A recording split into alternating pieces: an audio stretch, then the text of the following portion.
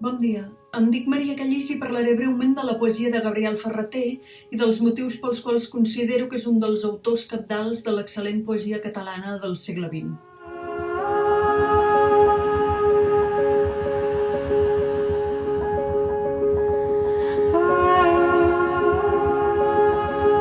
Gabriel Ferrater és autor de 3 reculls de poemes: Danuques Pueris, del 1960, Menja't una cama, publicat el 1962, i Teoria dels cossos, aparegut el 1966. Tots ells es van recollir després al volum Les dones i els dies, publicat el 1968, i del qual des de l'any 2018 disposem d'una excel·lent edició crítica a càrrec de Jordi Cornudella, en la qual s'atesten totes les variacions, els poemes descartats, etc. O sigui que si volem aprofundir en el serrell últim dels sentits i de les variacions dels versos de Ferrater, doncs tenim aquesta molt bona eina per fer-ho. A l'epíleg del primer llibre de versos de Ferrater, Danuques Pueris, Ferrater hi diu: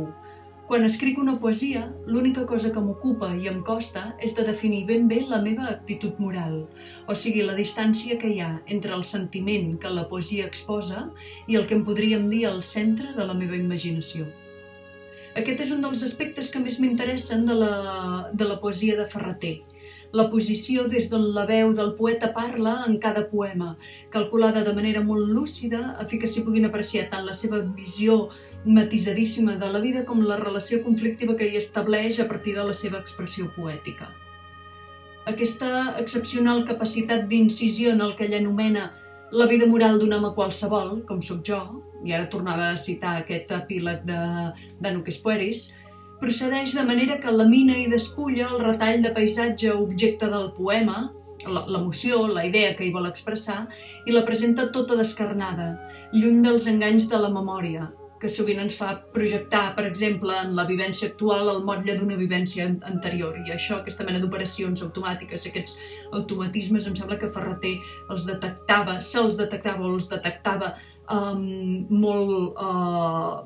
ràpidament, fins i tot diria que esmoladament, i els avorria profundament. I lluny també dels enganys de les eines lingüístiques de què ens servim per dir i per dir-nos, amb què ens encotillem l'expressió i, per tant, el món. En aquest sentit últim d'això que deia, d'encotillar-nos el món amb els mots, el poema Metrònom, el poeta diu que els mots se li fan incisius per anys. No sé si l'homofonia per any, per anys, és volguda, però en qualsevol cas em sembla que és molt encertada per expressar això que dic. Aquesta perícia i aquesta finor de què parlava, com a lectors hi arribem descodificant els jocs conceptuals, les imatges i els girs sintàctics que van sumant capes de sentit. Ferrater, a més de poeta, també era lingüista i crític literari, i no voldria deixar de reivindicar-ne aquestes dues facetes que no tracto en aquest vídeo per raons d'espai. I això es percep tant en la carcassa dels poemes, que sovint són un artefacte sintàctic que sirga a favor del poema, com en certes giragonses expressives, certs règims verbals singulars, certes construccions que tensen l'ús, diguem-ne, normal de la frase, etc. Tot això pot semblar una disquisició un xic abstracta, però si prenem qualsevol poema de Ferrater, veurem que tot n'és ple, que deia aquell altre. Llegeixo un poema que m'obsedeix des de sempre, des de la primera lectura, que és Punta de dia. La nit que se me'n va, una altra nit, i l'ala d'un immens avió caigut s'ha interposat entre aquell blau espès i la finestra. I dubto si és un verd tenuíssim o si és plata,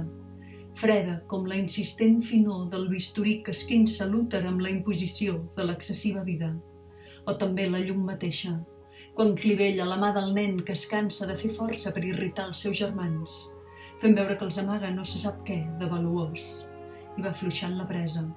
i sé que res no en sortirà que no fos ahir en mi desconsoladament, i em fa fred de mirar-me un dia més, pinyol tot salivat, pelat de polpa, fora nit. Si ens hi fixem, l'estructura del poema és una sola frase atapeïda que fa un cercle per descriure un instant d'emoció, un llampagueig perceptiu que desclou una veritat desolada sobre un mateix, que du a palpar els límits d'un mateix que imposen tristament i inevitablement la repetició del jo, el saber-se un mateix de memòria, amb la mateixa inevitabilitat amb què el dia aconsegueix la nit.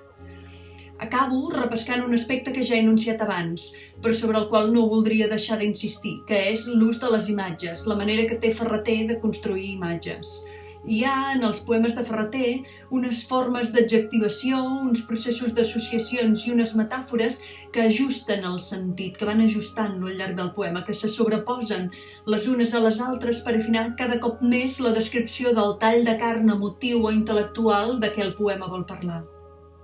En el poema que he llegit, Punta de dia, hi ha, per exemple, aquestes dues imatges tan voluminoses, tan aparatoses, la del bisturí que esquinça l'úter per imposar l'excessiva vida i la de la mà del nen que es va badant a poc per mostrar l'engany, el no-res, als seus germans. A mi em sembla que aquestes dues imatges, lligades pel fil conductor de la llum que revela un excés, un engany, una desconsolada repetició, és a dir, la vida mateixa,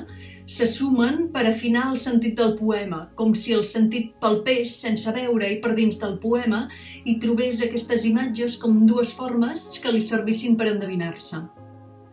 Bé, acabo perquè el temps és curt i l'art de Ferrater llarga. Recomanaria que llegíssiu Ferrater, i no us en recomano cap obra en concret perquè Les dones i els dies és un volum prou assumible de versos i val la pena de pentinar-los de dalt a baix per conèixer una de les veus més lúcides i intel·ligents de la intel·ligència, intel·ligents de la cosa emotiva i intel·ligents del dir de la literatura catalana contemporània. Moltes gràcies.